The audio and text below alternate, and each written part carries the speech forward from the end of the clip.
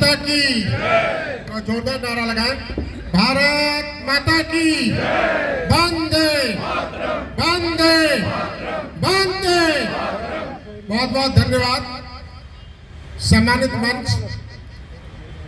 मंच में विराजमान हम लोगों के बीच में उत्तराखंड सरकार के पूर्व मंत्री, प्रवासी मंत्री और सैल्यूट तिरंगा संगठन के राष्ट्रीय संगठन महामंत्री श्री सच्चिदानंद पोखरियाल जी, हम लोगों के बीच में जम्मू कश्मीर से लोकप्रिय नेता, एक युवा चेहरा जिन्होंने पिछले 25 साल से लगातार राजनीतिक क्षेत्र में अपना योगदान दिया है और कश्मीर से कन्याकुमारी तक, अटक से कटक तक, पंजाब से बंगाल तक हर जगह अपनी उपस्थिति दी है।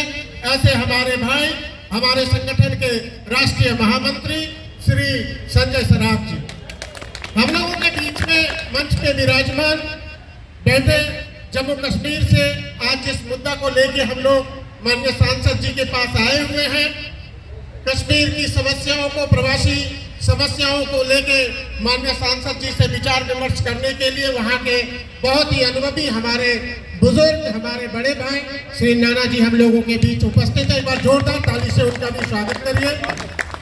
बहुत अच्छा ये मौसम है, बहुत अच्छा ये समय है कि सांसद जी तो अभी रास्ते में है, उनका फोन आया था, हम आ रहे हैं, लेकिन 10 मिनट में वो यहाँ पर उपस्थित हो जाएंगे। नोएडा से वो चल चुके हैं, 20 मिनट हो गया, लेकिन हम लोगों के बीच में उनकी अर्धांगिनी, हम लोगों की बहुत ही प्यारी भाभी जी हम लोगों के बीच बैठी हैं, जो खुद भी बहुत लोकप्रिय है राजनीतिक क्षेत्र में भी, और इनका भी अपना पूरा एक नाम है, लोग काफी इनको जानते हैं। तो हम लोगों के बीच में वो बैठी है, तो हम लोग महसूस कर रहे हैं कि सांसद जी हम लोगों की समस्या को सुन रहे हैं। और हमारे सम्मुख बैठे माता बहने, हमारी दीदी बहने और हमारे बुजुर्ग, हमारे भाई, जो यहाँ पर हम लोग महसूस कर सकते हैं कि वो दौर कैसा रहा होगा जब 1947 के बाद से 2025 तक लगातार जम्मू कश्मीर वहां के विस्थापित हमारे हाथी धर्म समुदाय के हमारे भाई बहन, छोटे छोटे बच्चे और खास करके कश्मीरी पंडितों के साथ जो वो जो दौर था, दर्दनाक समय था, जिसको हम लोगों ने फिल्म के माध्यम से देखा, हम उसको महसूस कर पाए। अभी हाल में ही एक पिक्चर आई थी जो कश्मीर के ऊपर दिखाई गई थी। उस पिक्चर को देख के, उस मूवी को देख के, उस सिनेमा को देख के कोई ऐसा भारतीय नहीं होगा, कोई ऐसा व्यक्ति नहीं होगा, बल्कि मैं बोल सकता हूँ कि दुनिया के लोगों का रूह कांप गया होगा, रोंगटे खड़े हो गए होंगे जब उस चीज को अपने आंखों के सामने एहसास मात्र कर रहे होंगे। तो हमें उनकी समस्याओं को सुनने का, और माननीय सांसद मनोज तिवारी जी के सामने जब हम लोगों ने इन बात को रखा कि भैया हम लोग 3 साल से लगातार वहां पर तिरंगा यात्रा कर रहे हैं, डल लेक में जब पहली बार हम लोग यात्रा किए तो आदरणीय सांसद जी के पास आए और हम लोगों ने बोला, मनोज भैया हम लोग तो पूरे देश में आपके आशीर्वाद से काम कर रहे हैं, लेकिन हम लोग चाहते हैं कि कश्मीरी जो विस्थापित है, जो कश्मीरी पंडित है, उनके जो दर्दनाक कहानी है और जो उन लोगों ने खोया है और उन लोगों ने जो सहा है, उसके लिए आपके माध्यम से कुछ करना चाहते हैं।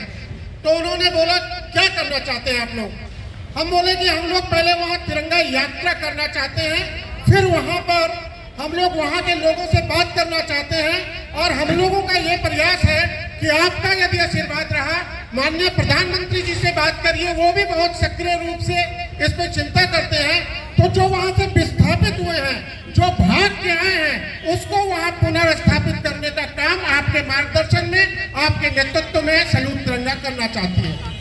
तो उन्होंने बहुत इस बात को सराहा और उन्होंने बहुत तारीफ की। फिर हम लोग 2022 से तिरंगा यात्रा करना प्रारंभ किया।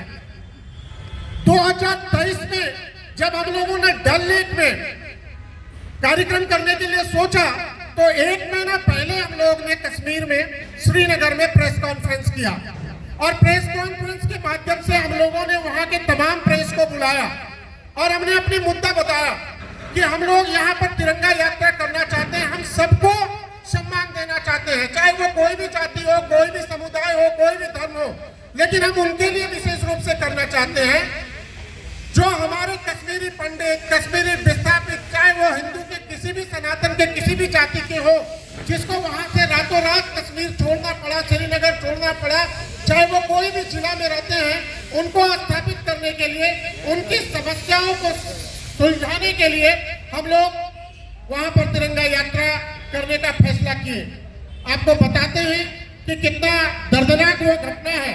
जब हम लोगों ने वहां प्रेस कॉन्फ्रेंस किया तो 1 महीना पहले प्रेस कॉन्फ्रेंस किया, उसके बाद लगातार कश्मीर से और पाकिस्तान से आतंकवादी कॉल आते रहे। एवं मेरे को वीडियो कॉल पर वो बंदूक AK-47 लेके धमकाया गया। मैंने भैया को बताया, वो बोले डरने की कोई बात नहीं है, अगर तुम लोगों ने फैसला किया है तो 1 अगस्त को डल लेक में तिरंगा लहरा दो। और मैं आपको बताता हूं, आप पूरे गूगल पे सर्च करिए, सैल्यूट तिरंगा के वेबसाइट पे सर्च करिए, हम लोगों ने प्रधानमंत्री जी का, अमित शाह जी का, माननीय सांसद मनोज तिवारी जी का फोटो लगाया और संजय जी ने वहां LG मनोज सिन्हा जी से आदेश लिया, वहां की पुलिस व्यवस्था की गई और हम लोगों ने डल लेक में जितने भी बोट थे, हजारों की संख्या में, सबके ऊपर तिरंगा लहरा दिया और 3 घंटे तक तिरंगा यात्रा वहां पर किया। और इसका मैसेज इतना बढ़िया गया पूरे देश में। पहली बार नेशनल चैनल, चाहे वो आज तक हो, चाहे ABP हो, चाहे इंडिया न्यूज हो, चाहे जियो, NDTV हो, चाहे AVN हो, सभी ने इस पूरे कार्यक्रम को अपने टीवी चैनल के माध्यम पे दिखाया। और 1 अगस्त के कार्यक्रम का परिणाम ये हुआ कि 5 अगस्त को देश के माननीय गृह मंत्री जिन्होंने 370 धारा हटाने का काम किया कश्मीर से, पहली बार पार्लियामेंट में उन्होंने बोला कि आजादी के बाद पहली बार 5 अगस्त को पूरे डल लेक में तिरंगामय हो गया है। ये माननीय गृह मंत्री जी का पार्लियामेंट में उद्बोधन था, जिसके लिए मैं पार्टी को, माननीय गृह मंत्री जी को, मनोज तिवारी जी को और माननीय प्रधानमंत्री जी को भी धन्यवाद करना चाहता हूं कि हम लोगों का मनोबल को बढ़ाने का काम किया। उस समय से लगातार अभी तक कंटिन्यूसली हम लोग अगस्त के महीने में 15 दिन का तिरंगा यात्रा करते हैं। हम लोगों का एक सपना है, हम लोगों ने एक इच्छा जताई है, अपने उद्देश्यों में एक पॉइंट ये भी कंसिडर किया है कि हम लोगों को कश्मीर से विस्थापित लोगों के लिए कार्य करना। हम लोग ये चाहते हैं कि जो हमारे वहां से भाई बहन विस्थापित हुए, जो कश्मीरी पंडित को निकाला गया, जो महिलाओं के साथ अत्याचार किया गया, छोटे छोटे बच्चों को रातों रात उस जगह से निकलना पड़ा, अपने ही घर में वो वहां से निकाले गए और उनको पता नहीं था हम कहाँ जा रहे हैं। ऐसी स्थिति जो उन्होंने दर्दनाक समय 1989 से लेकर 92 तक लगातार चलते रहे, उनके घर हड़प लिए गए, उनके जमीन हड़प लिए गए, उनके बिजनेस के ऊपर अपना नाम लगा दिया गया, वहां पर अपने बैनर लगा दिए गए, अपने कंपनी का साइन बोर्ड लगा दिए गए एक विशेष समुदाय के लोगों ने।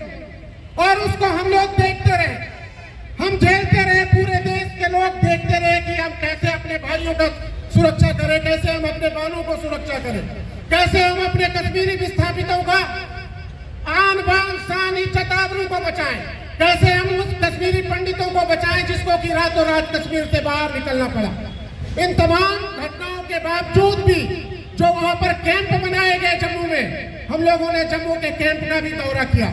हम जब वहां पर गए तो उनके दर्द वो फोटो आज भी अपने घरों में लगा के रखे हैं। किसी को अपना बहन नहीं मिल रहा है, किसी को अपना भाई नहीं मिल रहा है, किसी को अपने परिवार को उस कैसे करके उसको काटा गया है पीछे से, कैसे हाथ काट दिए गए, कैसे पैर काट दिए गए, कैसे जलाए गए, उसके भी कुछ तस्वीर वहां पर हम लोगों को देखने के लिए मिला। जब हम मंत्री जी के साथ वहां पर दौरा कर रहे थे 12 बजे रात में, सारे कैंप के लोग वहां पर जम्मू में हम लोगों को घेर लिए और उन लोगों ने बोला कि हम लोगों को अभी भी जो सुविधा मिल रही है वो पर्याप्त नहीं है, हम एक कोठरी के मकान में रहते हैं। लेकिन मैं धन्यवाद करना चाहता हूं उन परिवार को कि उस परिवार में आज वहां से IAS ऑफिसर भी बना रहे हैं और वहां से चार्टर्ड अकाउंटेंट भी बना रहे हैं। वो छोटे छोटे बच्चे बच्चियों को इतनी शक्ति दे रहे हैं कि हर परिवार का लड़का आज भारत के अनेक जगहों पे जाके कार्य कर रहे हैं। सशक्त भारत का निर्माण में, एक भारत श्रेष्ठ भारत का निर्माण में जो प्रधानमंत्री जी जिस चीज की सपना देखते हैं जिसके लिए दिन रात 24 घंटा काम करते हैं हमारे कश्मीर के भाइयों ने, हमारे कश्मीर के बहनों ने, हमारे माताओं ने कितना त्याग करके अभी भी भारत के निर्माण के लिए लगातार कार्य कर रहे हैं। तो हमें ऐसे भाइयों के लिए, हमें ऐसे बहनों के लिए, हमें ऐसे विस्थापितों के लिए, हमारे ऐसे कश्मीरी पंडितों के परिवारों के लिए निश्चित रूप से हमें सशक्त होना होगा। आज समय आ गया है कि आप सभी ने संजय सराफ जी के माध्यम से नाना जी का भी उद्बोधन होगा, आप सभी को सुनना है। हम माननीय सांसद मनोज तिवारी जी के सामने अपने वक्तव्य को रखेंगे। आप खोलकर अपना विषय रखें। हमें एलजी साहब के पास जाना है। हम जानते हैं कि हमारे सांसद जी एलजी साहब के साथ आपकी मीटिंग कराएंगे। हमें गृह मंत्री के पास जाना है। हमारे सांसद जी का गृह मंत्री जी के साथ, प्रधानमंत्री जी के साथ बहुत अच्छे संबंध हैं। हम जानते हैं कि आपकी समस्याओं को निश्चित रूप से गौर किया जाएगा और जो लीगल जहां तक संभव है उसको किया जाएगा। इतना ही नहीं, हम लोगों ने दिल्ली में और देश में कई बड़े नेताओं से हमारा संपर्क है, लेकिन ये एक ऐसा घर है, ये एक ऐसा द्वार है, ये एक ऐसा नेता है। आप मनोज तिवारी के बारे में जानते हैं कि वो राजनीति में आने के पहले एक सुपरस्टार थे, एक सिंगर थे, एक क्रिकेटर थे, एक लोकप्रिय व्यक्तित्व, इतना सहज स्वभाव। ये घर रात के 12 बजे भी आएंगे तो आपको खुला मिलेगा, रात के 2 बजे भी आएंगे तो खुला मिलेगा। यहाँ के एक एक व्यक्ति के साथ आप बात कर लीजिए, आप अपनी समस्याओं को रखिए, आप अपने कोई भी पीड़ा को रखिए। मैं गारंटी के साथ बोलता हूँ, दिल्ली ही नहीं पूरे देश में ये एक ऐसे सांसद है जो आपके लिए 24 घंटा कार्य करने के लिए तैयार है। मुझे मालूम है, मैं जानता हूँ उस चीज को।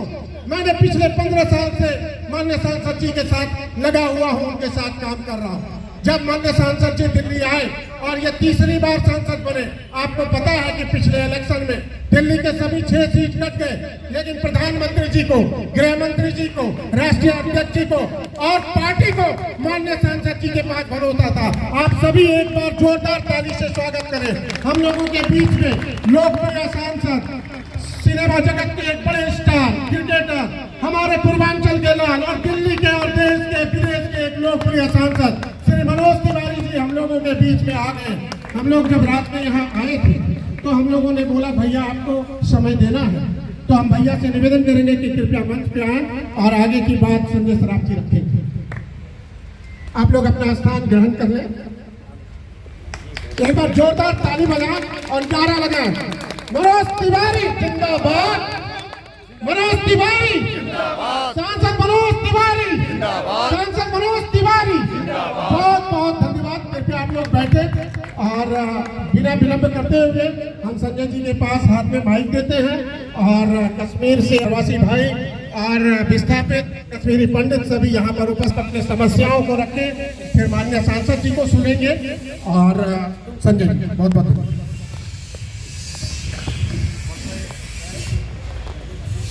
बहुत बहुत धन्यवाद। दिल की गहराइयों से हम हमारे संसद जी का बहुत बहुत धन्यवाद